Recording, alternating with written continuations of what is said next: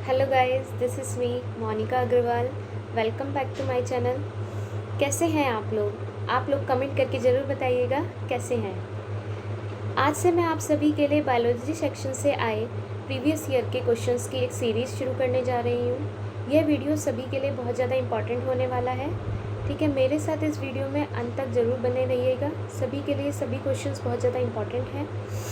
पर हमेशा की तरह होता है ना कि हमें अपनी पढ़ाई स्टार्ट करने के लिए माइंड को एकदम पॉजिटिव बनाना बहुत ज़्यादा ज़रूरी है। तो उसी के लिए हम उसकी शुरुआत एक पॉजिटिव थॉट के साथ करते हैं। हमारा आज का थॉट है, you can't go back and change the beginning but you can start where you are and change the ending. ठीक है, आप पीछे जाके अपनी बिगिनिंग को तो चेंज कर ही नहीं सकते कभी भी। ठीक है, तो आप एक काम कर सकते हैं, जहाँ पर आप हैं उससे अपनी एंडिंग को ज़रूर चेंज कर सकते हैं ना आप सभी लोग। आज से संकल्प लीजिएगा मेरे साथ कि हाँ, हमें अपनी एंडिंग को ज़रूर चेंज करना है। बिगनिंग तो चलो हमारी जैसी रही तो रही, पर आज से अपनी एंडिंग को ज़रूर चेंज करना है। चलिए आज से अब हम अपना टॉपिक स्टार्ट करते हैं। मैं अपने आप को यहाँ से हटा लेती हूँ। यस गाइस, हमारा फर्स्ट क्वेश्चन है, which of the following does not have cellular organisation? Archaebacteria, A point. B point है वायरसेस, सी पॉइंट है पीपीएलओ एंड डी पॉइंट है रिकेट्साई। गाइस, आपके पास 10 सेकेंड्स होंगे इसका आंसर देने के लिए। 10 सेकेंड बाद आपको आंसर भी बताया जाएगा, साथ में एक्सप्लेनेशन भी दी जाएगी। गाइस, आप एक काम और कर सकते हैं कि आप 10 सेकेंड्स में ना बता पाएँ तो आप थोड़ा ज़्यादा टाइम ले सकते हैं। तो उसके लिए आप मेरी वीडियो को पॉज करके अपना आंसर फाइंड कर सकते हैं और उसके बाद अपने आंसर का मैच कर सकते हैं और उसकी एक्सप्लेनेशन भी देख सकते हैं।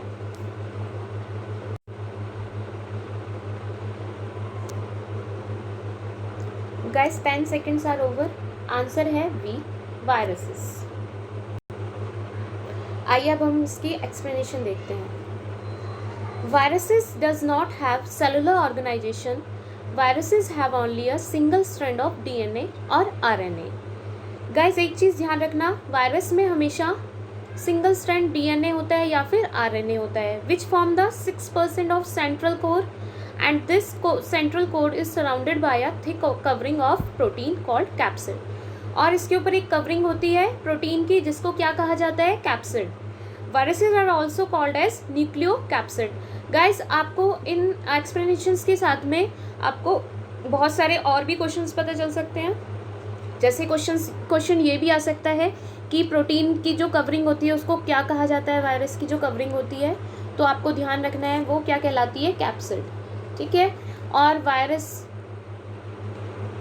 वायरस जो होते हैं उसमें कैसा किस सिंगल स्ट्रैंड डीएनए होता है। एक तो ये भी हो गया कि कौन सा स्ट्रैंड होता है, तो वो सिंगल स्ट्रैंड होता है। ठीक है, और फिर ऐसे भी क्वेश्चन आ सकता है और ऑप्शन में दे देगा वो DNA and RNA, DNA RNA या नन ऑफ दीज। तो आपको क्या बताना है? या तो डीएनए होता है, इधर डीएनए और आरएनए। ठीक है गाइस, याद रखिएगा।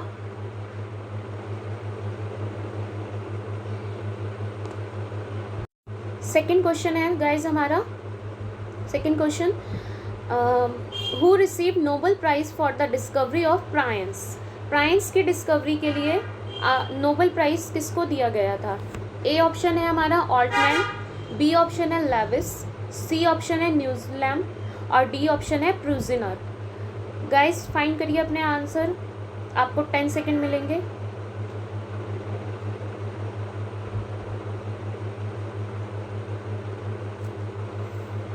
Yes, time is over. Answer है डी, प्रूजनर। गाइज, आप इसको ऐसे भी याद कर सकते हैं, प्राइंस प्राई प्रू, प्राई प्रू, प्राई का आंसर प्रू। नोबेल प्राइज किसको मिला था? प्राइंस के लिए, प्राई के लिए प्रू को मिला था। गाइज, इसकी अब हम एक्सप्लेनेशन देखेंगे। प्रूजनर इन 1997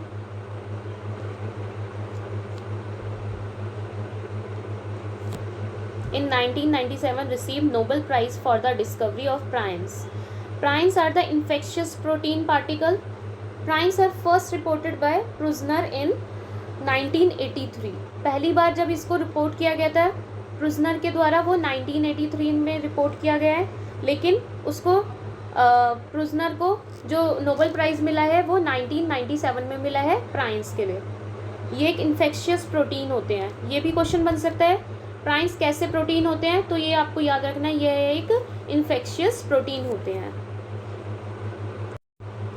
गाइस हमारा थर्ड क्वेश्चन है, any temperate bacteriophage existing in latent form inside the bacterial cell is called. कोई भी टेम्परेट बैक्टीरियोफेज जो एग्जिस्ट करता है लेटेंट फॉर्म में, किसके अंदर, बैक्टीरियल सेल के अंदर, उसे क्या कहा जाता है। गाइज आप पे 10 सेकेंड्स हैं।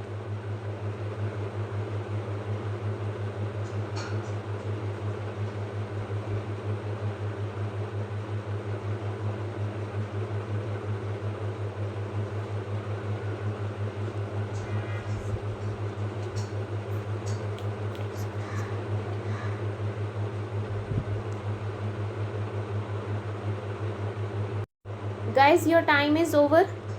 हम इसका आंसर बताते हैं। इसका आंसर है ए, prophase.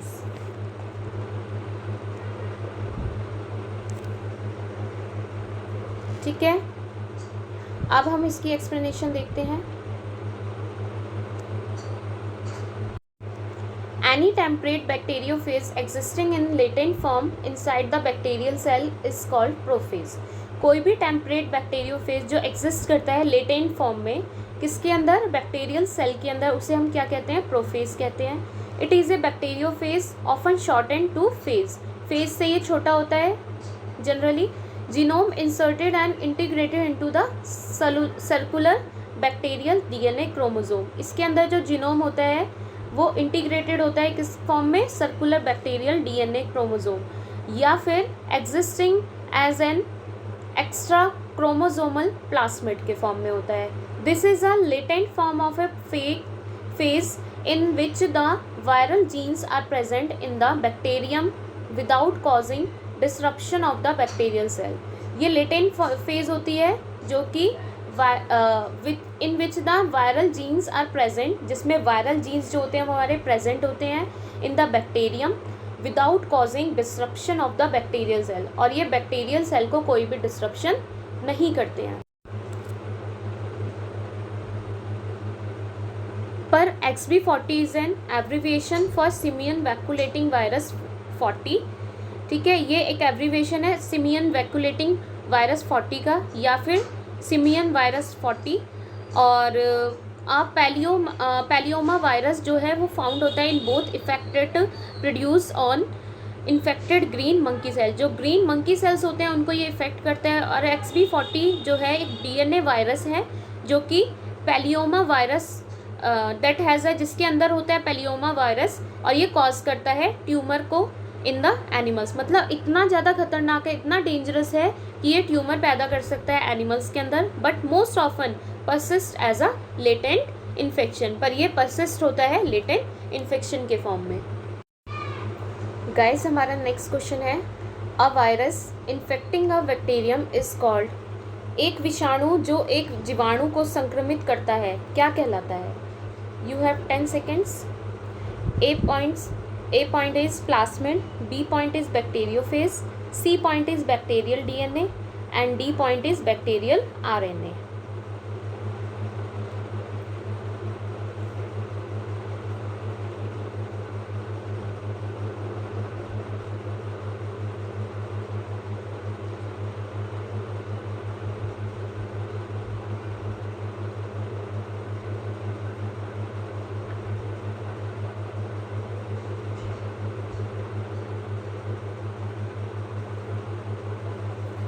Guys 10 seconds are over. Answer is B, bacteriophage. इसको हिंदी में कहते हैं जीवाणु भोजी, बैक्टीरियोफेज। चलिए गाइस अब हम इसके एक्सप्लेनेशन देख लेते हैं। अ virus infecting a bacterium is called bacteriophage. एक ऐसा वायरस जो इन्फेक्ट करता है बैक्टीरियम को क्या कहलाएगा, bacteriophage. Bacteriophages are viruses that kills bacterium. ये एक ऐसे वायरस होते हैं जो कि बैक्टीरिया को किल कर देते हैं। Bacteriophages consist of DNA and protein sheet. Bacteriophages के अंदर DNA होता है और प्रोटीन की एक शीट होती है। During infection only DNA inject into the host body of bacteria. जब इन्फेक्शन होता है तो जो DNA जो होता है वो इंजेक्ट किया जाता है किसमें, बैक्टीरिया की बॉडी में। The protein sheet remain outside the host of the bacteria. जो प्रोटीन की जो शीट होती है वो होस्ट के अंदर नहीं जाती है, बैक्टीरिया दैट इज मतलब बैक्टीरिया में डाल रहे हैं तो होस्ट क्या है हमारा, बैक्टीरिया ही हुआ, ठीक है, बैक्टीरिया के अंदर नहीं जाती है। Bacteriophages are obligate parasites and are often found in all such habitats where bacteria can survive. Bacteriophage एक ऐसी ऑब्लिगेट पैरासाइट होते हैं जो कि फाउंड होते हैं कहाँ पर, in all such habitat where bacteria can survive, जहाँ बैक्टीरिया सर्वाइव करते हैं। गाइज हमारा नेक्स्ट क्वेश्चन है, a substance by the host is response to viral infection but protecting it from further viral infection is called. विषाणु संक्रमण के फलस्वरूप आतिथ्य में उत्पन्न पदार्थ जो उसे भावी विषाणु संक्रमण से सुरक्षित रखता है क्या कहलाता है। A option is phytotoxin, B option is antibody, C option is interferon and D option is hormone. Guys you have 10 seconds.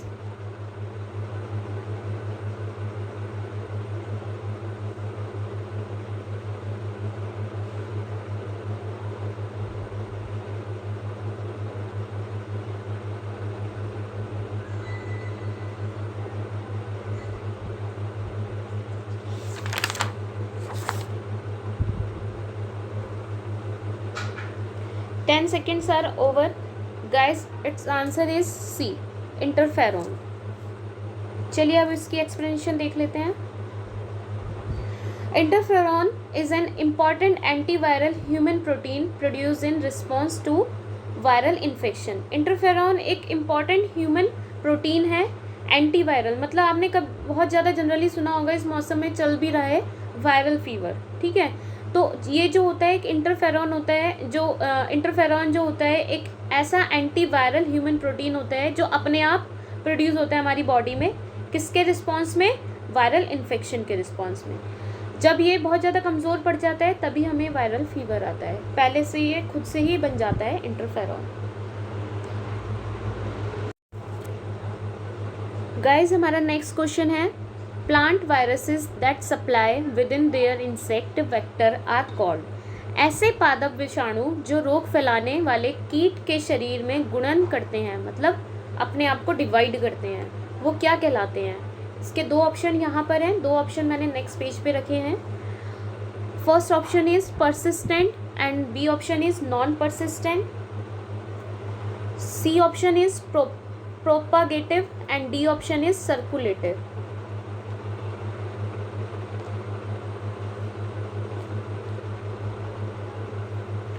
Guys find your answer, देख लीजिए। A option is persistent, B option is non persistent and C option is propagative and D option is circulative. Find your answer, you have 10 seconds.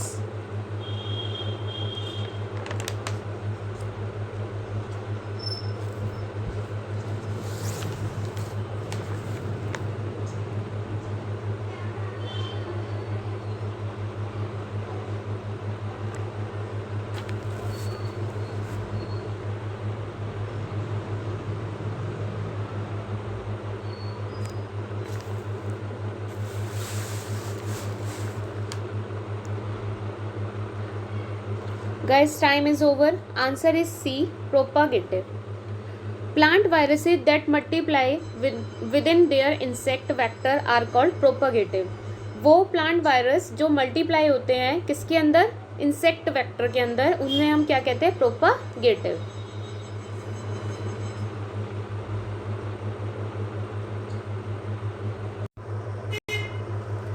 Guys हमारा next question है, When a virus attacks a bacterium, the material that enters the host is। जब एक विषाणु एक bacterium पर आक्रमण करता है तब जो पदार्थ होस्ट में प्रवेश करता है वह है, A option is protein coat, B option is nucleic acid, C option is both protein coat and nucleic acid, and D option is none of the above. Guys, you have 10 seconds.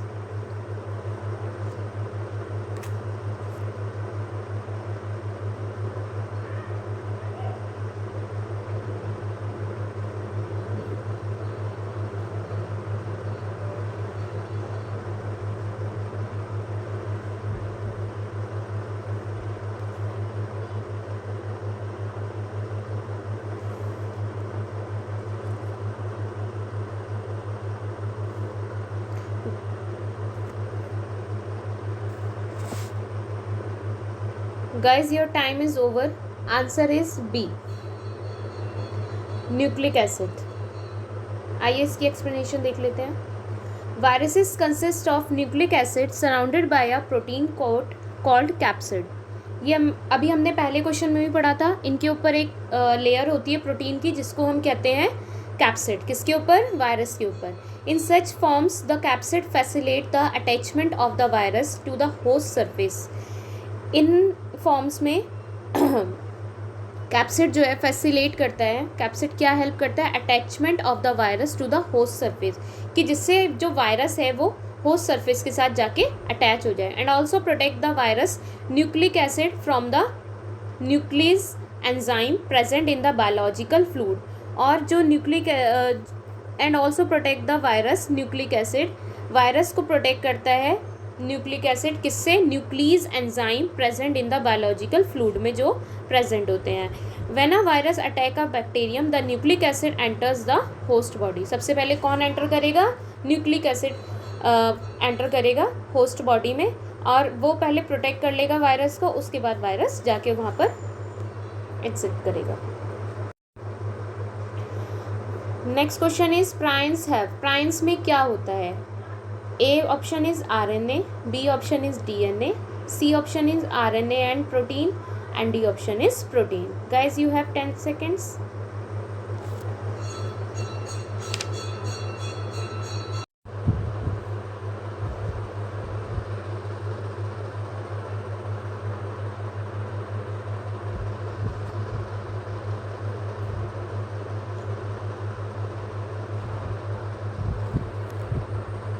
Guys, your time is over. Answer is D, protein. Explanation देख लेते हैं हम उसकी. Prions have only protein. Prions में सिर्फ protein होता है. They have no nucleic acid. Prions term given by Prusiner. जो हमने अभी पहले क्वेश्चन में पढ़ा था, प्रुजनर ने इन्हें फाइंड किया था, इनको डिस्कवर किया था 1982 में. Who called the casual agent of scrap disease of sheep and goat, and also prions was recently in news that is caused mad cow disease in cattle. ये अभी न्यूज़ में भी रहा था उस दौरान जब ये क्वेश्चन पूछा गया था. कब पूछा गया ये क्वेश्चन? यूपीएससी प्री 2002 में पूछा गया है. उस दौरान ये न्यूज़ में भी रहा था. Prions known as infectious protein. इनको हम इन्फेक्शियस प्रोटीन भी कहते हैं. ये हम पहले भी पढ़ चुके हैं. गाइज, हमारा नेक्स्ट क्वेश्चन है. The phrase contagium vivum fluidum was proposed by. इसको किसने प्रपोज किया था? प्रस्तावित किसने किया था? A Ivanowsky, B Jerring, C Wagman, D हेल्ड्रिगल.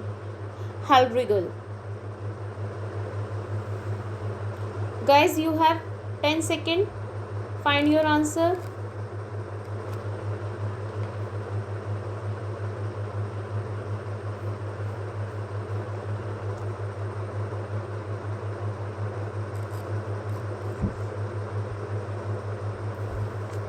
Yes, 10 seconds is over.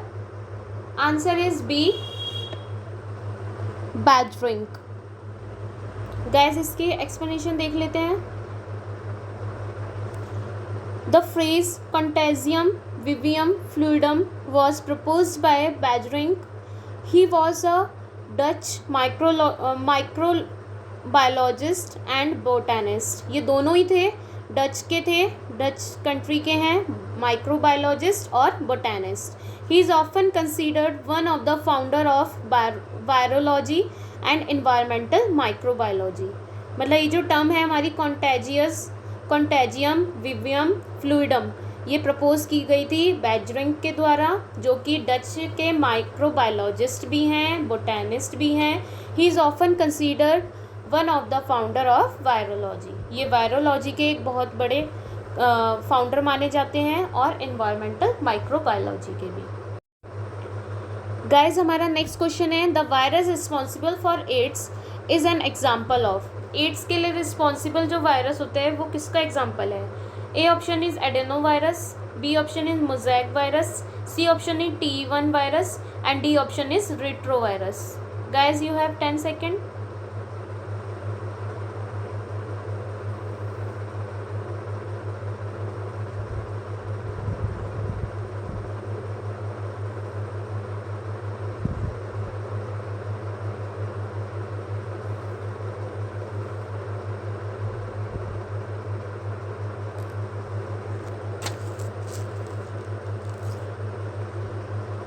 Yes, time is over. Answer is D, retrovirus.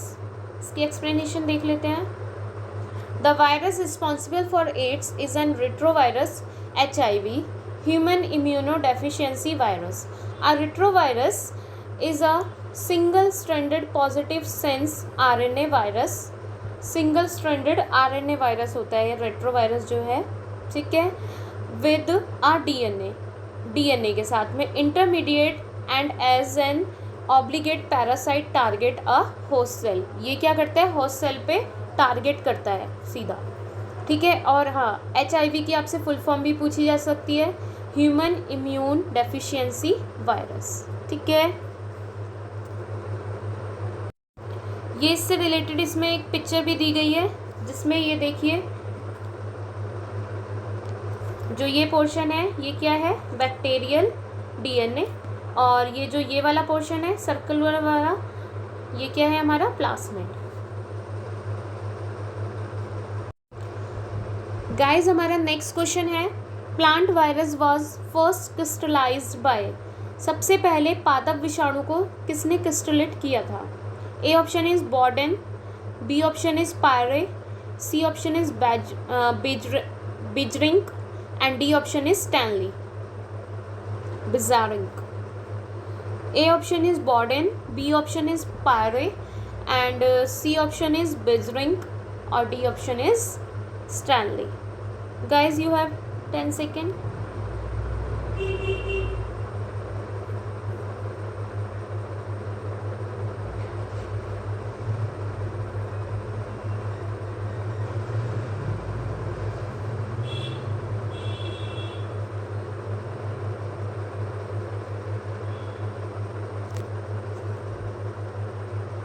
Guys, time is over. Answer is D, Stanley. इसकी explanation देख लेते हैं। यस, यही है। स्टैनली ने पादप विषाणु सर्वप्रथम क्रिस्टलेट किया था। गाइस हमारा नेक्स्ट क्वेश्चन है, साइनोफेजेस वर डिस्कवर्ड बाय। साइनोफेज को किसने डिस्कवर किया था? A option is Sinden, B option is Safferman and Morris and C option is Diner, D option is none of the above. Guys, you have 10 seconds. Find your answer.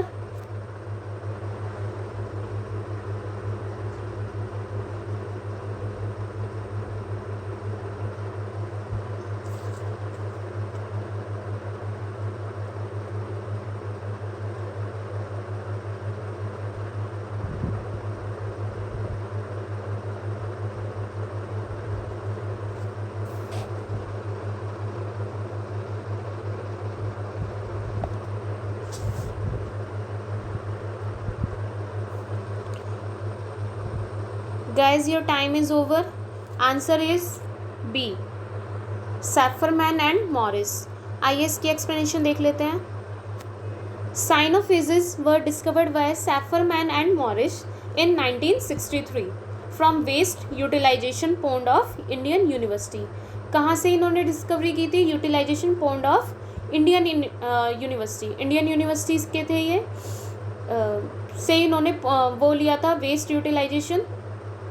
साइनोफेजेस are the phages, ये एक ऐसी phages होती हैं that attacks Cyanobacteria, they named the virus as LPP1 using the first letter of the 3 genera, जिसमें ये use करते हैं first letter of the third 3 genera का। ठीक है, ये यहाँ पर इन्होंने डायग्राम के थ्रू भी बता रखा है साइनोफेसिस का। यहाँ पे LPP1,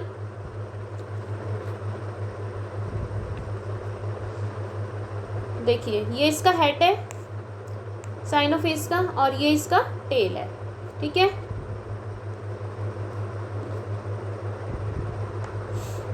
अब साइनोफेसिस देखिए यहाँ पे लिखा हुआ है cyanophages are the phages that attack cyanobacteria. यहाँ से एक और क्वेश्चन हमारा क्लियर हो जाता है। साइनोफेसिस एक ऐसी फेज होती है जो किसको अटैक करती है, सीधी साइनोबैक्टीरिया को। तो यहाँ से आपके 2 क्वेश्चन कंप्लीट हो गए हैं। नेक्स्ट क्वेश्चन गाइस, हमारा next question is the viral capsid is made up of. Viral capsid किसके बने होते हैं? A option is lipids, B option is carbohydrate, C option is protein and D option is nucleic acid.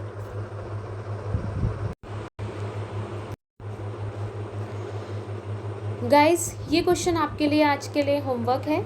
ठीक है, इसका answer मुझे comment box में ज़रूर देना।